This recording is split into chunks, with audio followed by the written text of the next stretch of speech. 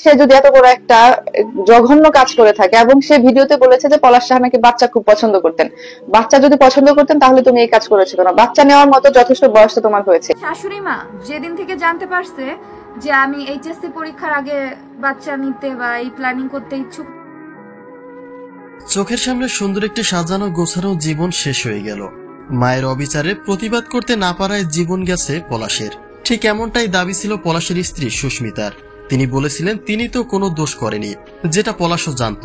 সব দোষ করেছে তার মা, আর তাই তো মায়ের সামনে কথা বলতে না পেরে নিজের জীবন নিজেই ত্যাগ করেছেন পলাশ। কিন্তু সুস্মিতা যা বলছে তা কি আসলে সত্য? এবার যেন অবিশ্বাস্য একটা তথ্যই উঠে এসেছে। কে ছিল পলাশ ঘটনার আসল কারণ, মা নাকি বউ? জারি একটা গোলক ধাঁধায় পড়লেন সুস্মিতা।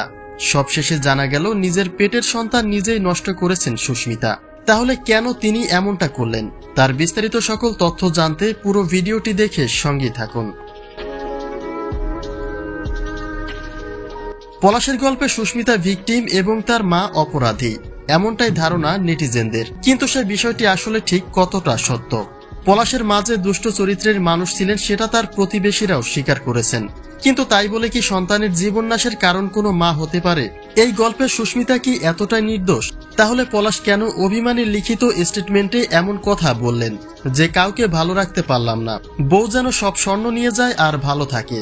এমনও জানা গেছে যে উল্লেখিত ঘটনার আগের দিনেও র্যাবের অফিসে গিয়ে সকলের সামনে পলাশকে বাজেভাবে গালিগালাজ করেছেন সুস্মিতা। সুস্মিতা যদি অফিসে না গিয়ে যদি ঘরে থাকতো তাহলে এরকম কিছু হতো না। তবে সেটা যাই হোক, সে পর্যন্ত সুস্মিতাকে ভিকটিমের চোখে দেখেছে সকলে। কিন্তু সবশেষে এবার যে তথ্য উঠে এসেছে তা যদি সত্যি হয়, তবে যে সুস্মিতাই পলাশের ঘটনার আসল কারণ তাতে কোনো সন্দেহ নেই। কেননা পলাশ শুধু একজন ভালো মানুষই নয়, বাচ্চাদের খুবই পছন্দ করত সে।